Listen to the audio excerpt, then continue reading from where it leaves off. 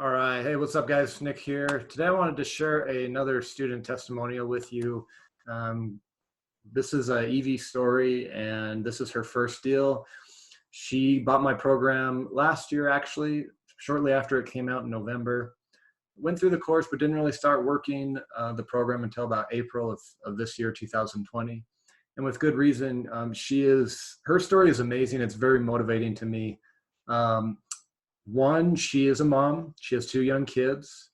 She works full time, is a military spouse, and just has a lot on her plate. She has a lot going on, very busy, and she just started to fit the overage business into the part-time hours that she could find and that she could spare, and she was able to, on her first deal, help somebody recover a little less than $60,000, and she netted a little over $10,000 on this deal. And I want to share her story with you and share with you a lot of the great lessons that can be learned from her story and from her experience. So I'm just going to let this roll, and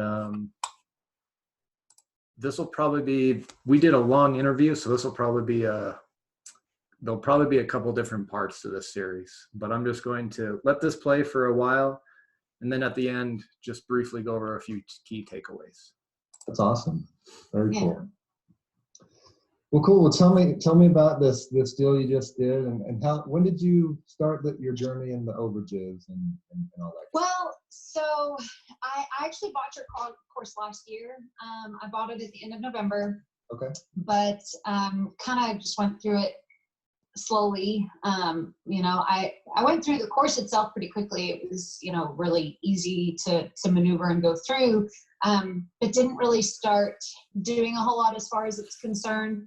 I'd look up a lot of stuff here in Kentucky anyway, is all, you have to go down to the courthouse or go down to the clerk's office for information. There's not a ton of stuff online, and what is online, you still end up having to research in person, or you have to, physically request specific court information or case information.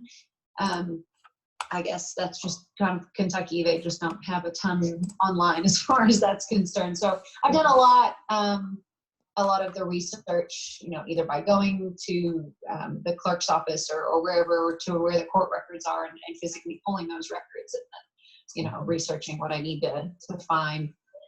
So started the course in November. And like I said, I pulled some information, but really didn't start kind of doing anything like actively, didn't make any phone calls or anything like that until, I don't know, probably April or so. Okay. And so the first one that I did was here in my county. I didn't find very many, but I found a few. And so I was doing mortgage overages because Kentucky doesn't have tax overages. But decided, like you always say in your course, I decided to start locally and start, in one place so that I could kind of figure out how everything worked before I jumped into 16 different states and got lost. So, So I found just a few here in my county, and so followed up with them. Figured out 2 of them had already been paid out, but there was one. It was just shy of $60,000, and so I called, or like you always say, you've got to go a couple levels deep, because I tried to get a hold of the member or the claimant. And, just couldn't find her information. Her address wasn't correct, nothing that I could find. And being that I was just starting out, I didn't really want to pay a whole lot for skip trace. For sure. People search. And so I started to go, into deeper levels and calling her associates and her family members and stuff that were listed. And so finally got a hold of a daughter, who originally wouldn't give me her information, which I respect. And so, I just asked her to pass on my information and get the claimant to call me back. And after about 3 weeks of chasing her to get her to pass her information to her mother, she still hadn't done that. And so I finally was like, why don't you just give me her phone number? I'll give her a call. And so she finally agreed to that. So she gave me her phone number. And I called the lady, and she was not open to it at all. She was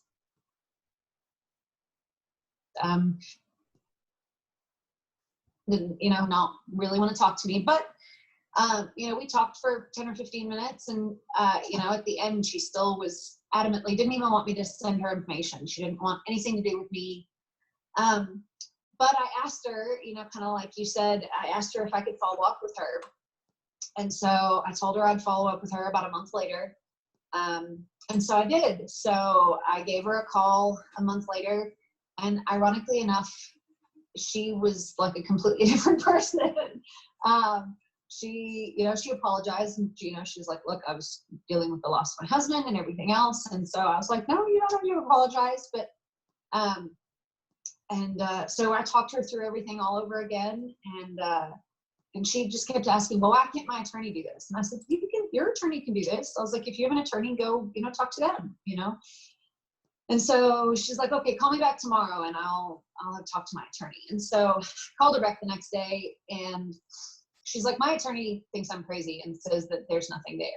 And I was like, okay, well, I'm telling you there's not. She's like, well, I know there's not because I saw that, she's like, when the house sold, I realized that it was, that they sold it for more than what we owed. And she's like, but nobody could tell me how to get to the money. And I was like, well, you're welcome to do it, but, I would recommend using an attorney. And if you let me help you, I'll take care of all the attorney costs and all of that good stuff. And, so we talked it through a bit more, and she said, you know what? She said, I don't believe you're going to be able to do this, but sure, why not? And I was like, okay. So I sent out the very next day with everything going on. She didn't really want to leave her house. So I sent a mobile notary to her house the next day with all of the paperwork. And, had them sign, gave the notary an order that I wanted her to sign the paperwork and not to not go to the last document until all the other ones, until the contract and everything else was signed. And so he did that for me, and brought it back. I met up with him and picked up the paperwork and submitted it to my attorney. And within 2 weeks, the attorney called me back and said they have a court date in 2 weeks from that time. They'll be filing a motion. I don't see why it shouldn't go through. And so in less than a month, it was paid out, and I was able to take her a check. So, wow. And I don't know if that's typical, that it moved that quickly. Probably not, I would say. But yeah, I mean, it literally, once she signed the paperwork, it was like 5 weeks. Wow. From the time that she signed the paperwork to the time that I handed her a check. So. That is crazy. It is crazy. So I was, I was pretty excited. It was, and she, it was really sweet. She's like, can we stay in contact? Because you've changed my life. And I thought that was really sweet. And so I was like, you have my number. You can call me whenever. But yeah, she was pretty excited about it all. So. That's so cool. Yeah. What did she, obviously she's like, you changed my life, but I'm sure she was shocked to get a check from you, right? She was. I handed it to her, and she just looked at it, and she's like, is this real? And I was like, yes, it's a cashier. Like, I went and got her a cashier's check. That's what she asked for. And I hand delivered it to her because she was local. And so, she's like, this isn't real. And I was like, yes, it is. And she's like, can you provide me with like a receipt? Because I don't think my bank's going to let me cash this because they're not going to think it's real. I was like, it really is real, but you can, I provided her with a receipt from my company, and, even included the court order paperwork just in case. And, they asked where it came from or whatever. So yeah, she, she's like, I don't know where she's like, I've never had this amount of money in my life, and so it's pretty cool. That's awesome. You don't have to share, but do you mind sharing what your percentage was, what your cut was? You don't have to if you don't want to, but it's okay. I agreed to a 20-80 split. Being my first deal, I figured, and also originally when that first phone call that I talked to her, that was one of her, concerns, or the first thing that came out of her mouth is she was like, you're going to want, 20% or more. And, where she had kind of brought up that number, I figured that's kind of what her expectation was. And so that's what I ended up going with. I felt it was still, for the amount of work that I had in it, it was still a pretty good cut. and you know, where it was a larger overage. So, you know, I just kind of made that decision that I wasn't going to push her, and I didn't want to push her away where she had been so against it in that first phone call, that when she agreed on that second phone call, you know, I was just like, we're just going to go with what she had initially kind of said, which, you know, hopefully in the future we can kind of get that up maybe a little bit, but you know, that was still, you know, 20% of almost 60K is still a lot of money. So, Oh yeah. I mean, you walked away with over $10,000 for sure. yeah. Yeah. So, you know, I was definitely very happy with that. So I felt, you know, I felt like it was a good agreement between us. So, Oh, absolutely. so and you know, I guess that's you know, a mindset thing as well, as you know, that, you know, you don't want to take other people's money, and you know, and not that what it is or anything like that. Obviously, you're getting paid for your work, which is great, but I felt that was definitely fair. So that's what we went this go around. Yeah, absolutely. I completely agree with you. You know, it's as long as you feel good about what you're being compensated with for the amount of work and the amount of time that you're putting into the deal. Oh yeah. Then you don't, I mean, some people are hard set on, oh, I won't take less than 30% or whatever. I'm not like that. It's like, you know, the lowest I've ever taken was 5%. However, granted, that was a $200,000 overage. So yeah, I still walked and that's away. definitely. Yeah. So I love that approach. Yeah, I mean, and that was kind of my thing is, you know, I feel like for a smaller overage, and I haven't been pursuing anything kind of like you talked about. I haven't really been pursuing anything less than about 20, just because, you know, that way, if we do settle on a smaller percentage, I still, you know, walk away with, you know, being able to cover my attorney's costs and things like that. But you know, if it is a smaller overage, I feel like, you know, I would push for a little bit higher, a higher percentage, you know, 30, 40%, whatever, you know, whatever I can agree with. But I didn't want to chase her away to start with. And two, it was a bigger overage. And so you know, I was happy with the amount, you know, $10,000 is a lot of money for, you know, really not a whole lot of work. So. Yeah. How many hours would you say you put into the deal, if you had to guess? Oh gosh. I'd probably say overall somewhere between 10 and 15. So really not very many at all.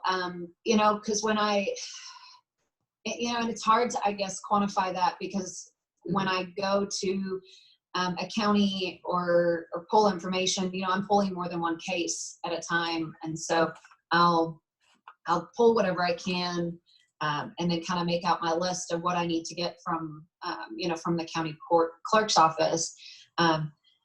But you know, it really, it wasn't a whole lot of time. And so I felt like it was very well worth my time, and a whole lot more than I'm making at my, you know, my full-time job.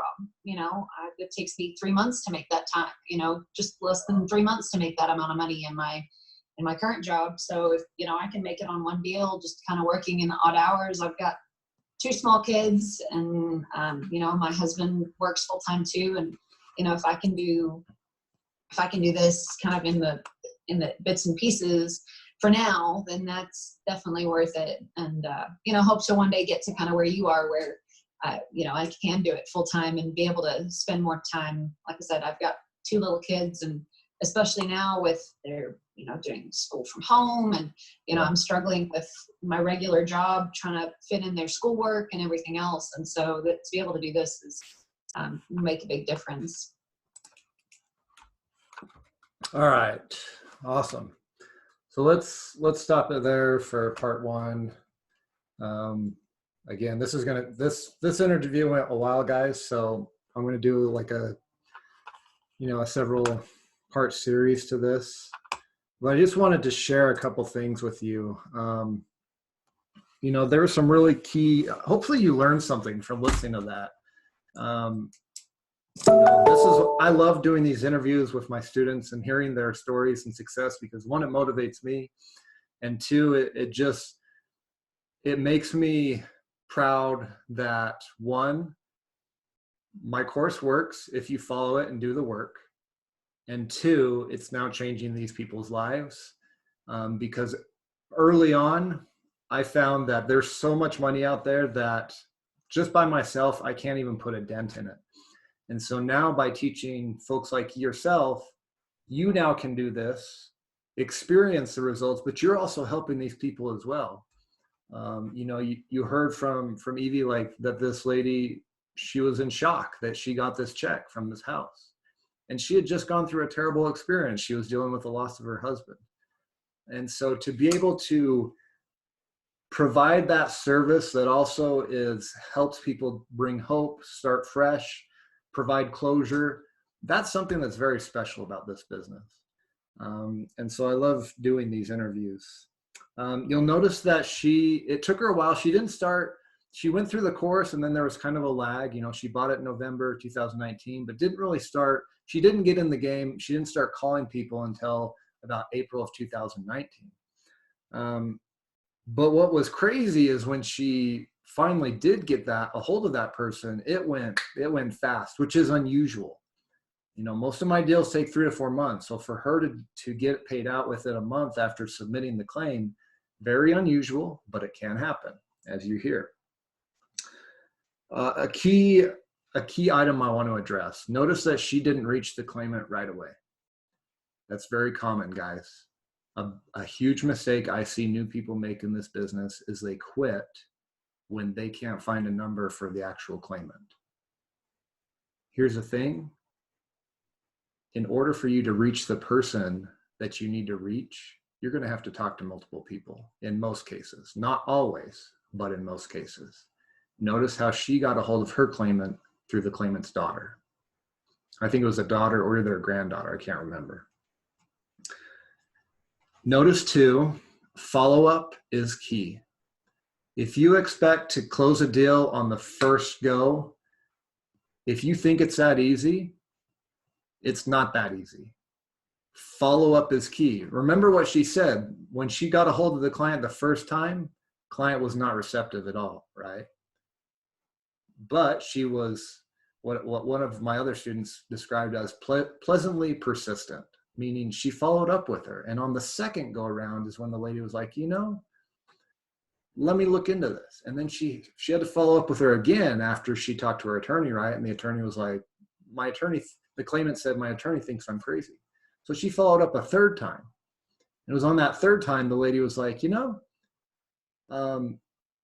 I don't think you're going to get the money, but hey, I have nothing to lose. And that is key as well, is you leave the door open, you follow up, and one, present the value and the service that you bring to them, and also make them understand there's no risks to them because they're not paying anything up front.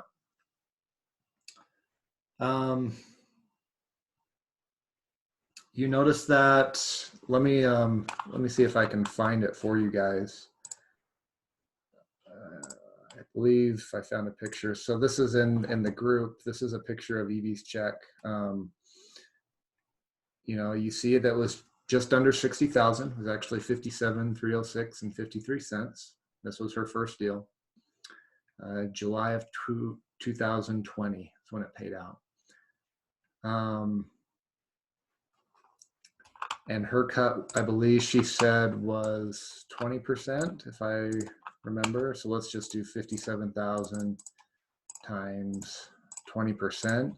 So she made a little over $11,000 on this deal. Remember how much time did she say she put into it? She said about 15. So if we take 11,000 divided by 15 hours, $733 an hour is basically what she was making for this deal. Not bad, not a bad hourly rate at all. You notice too though, and here's the last thing I want to touch on before we end this part one, and we'll move on to part two. Remember how much she has going on. She is a mom of 2 children. She works full-time. She's basically a full-time teacher now because her children are doing homeschool, right, because of coronavirus. Her husband is a military member, full-time military member. So yeah, she has multiple reasons why this should not work for her. She has multiple reasons to quit. She has multiple reasons to say, I'm too busy, this can't work for me. But yet she found the time. She found the time when she could to do the work that was necessary to get a result. And what was the result? She made in basically a month what takes her 3 months to make at her full-time job. She does 4 deals like that a year. She doesn't have to work her job anymore. She can work from home, stay with her kids, and do overages. That is the power of this business. But this business is not easy. She had to do the work. It wasn't easy for her to get the information she needed. You notice she had to go in person. And that's, you know what? That's a good thing. The harder it is to find the information, the less competition you're going to have, at least in my experience. But I am just so dang inspired by her and so motivated by her that I have had other students who have quit for less reasons than she has. And it breaks my heart when someone, quits and says this doesn't work, because it does work. You just didn't do the work. Here is a person, Evie, who she doesn't have the time. She doesn't have the time, but she made the time. And that's what it takes, guys. That's what it takes to be successful. Is you have to sacrifice and you have to find the time to do the work that is going to bring the result. Whether you're religious or whatever your beliefs are, you reap what you sow. If you're only going to dig a hole but not plant the seed and not water the seed, you're not going to get any crops. It takes months and months and work to get crops if you're a farmer. She didn't get a result right off the bat, but she also didn't get started right off the bat. She got started with her learning, and then she started taking action. She took action starting in April. That's when she started to call people. She got a check in July. April, May, June, July. So about 4 months. So that's actually right. Now, it only took her, once she submitted the claim, it took a month to get paid out. But it was about 4 months of actual work before she started to see a result. And that is the other issue I see today. You want a result today, but you haven't put in enough work to see that result. I try to be real with you guys. Like if this is something that you think is easy and that you're going to get paid today and become a millionaire tomorrow, don't do it, man. Don't get in this business. Don't do it, because you're going to be disappointed. Okay? But when you get past that barrier, when you lock down that first deal and you realize that it's real and that it can work for you, man, it's hard to go back to anything else, because that hourly rate's pretty good. Now, that's not every deal, but it's a hell of a lot better than most jobs out there. It's a heck of a lot better than most businesses out there.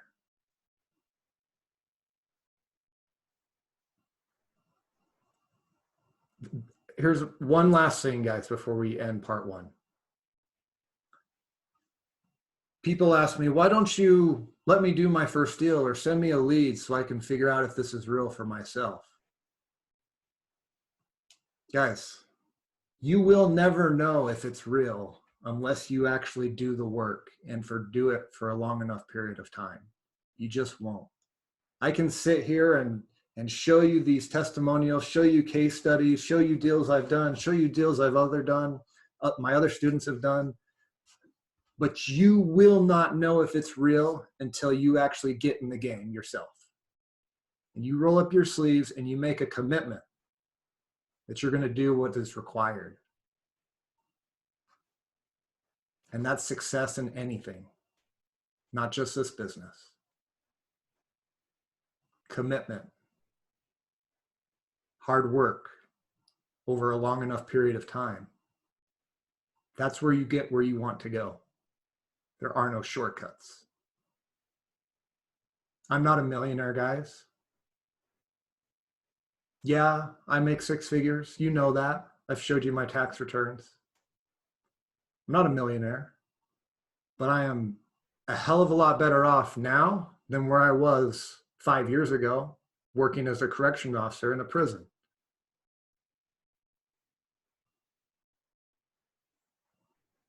But it's because I paid my dues. And you need to pay yours too. Now, no more rant, sorry. Let's move on to part 2. If you want to get started with the same info that Evelynne or Evie started with, take advantage of the Labor Day sale going on. Link is below. Let's jump into part 2. All right, see you there, guys.